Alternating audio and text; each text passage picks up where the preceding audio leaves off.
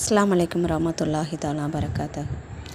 நபி ஸல்லல்லாஹு அலைஹி வஸல்லம் அவர்கள் ஒரு நாள் தம் தோழர்களை நோக்கி, உங்களில் எவர் இன்று நோன்பு நோற்றிருப்பவர் என்று வினவினார். நான் என அபூபக்கர் ரலி அவர்கள் பதிலுரைத்தார். பின்னர், உங்களில் எவர் இன்று ஜனாசாவை பின்தொடர்ந்து சென்றவர் என்று வினவினார். நான் என அபூபக்கர் ரலி அவர்கள் பதிலளித்தார். மேலும் அவர்கள், இன்று உங்களில் எவர் ஏழைக்கு உணவளித்தவர் என்று வினவினார். நான் என்று அபூபக்கர் ரலி அவர்கள் பதிலுரைத்தார். மீண்டும் அன்னலார், இன்று உங்களில் எவர் நோயாளரை நலம் விசாரிக்கச் சென்றவர் என்று வினவினார். நான் என்று அபூபக்கர் ரலி அவர்கள் கூறினார்கள்.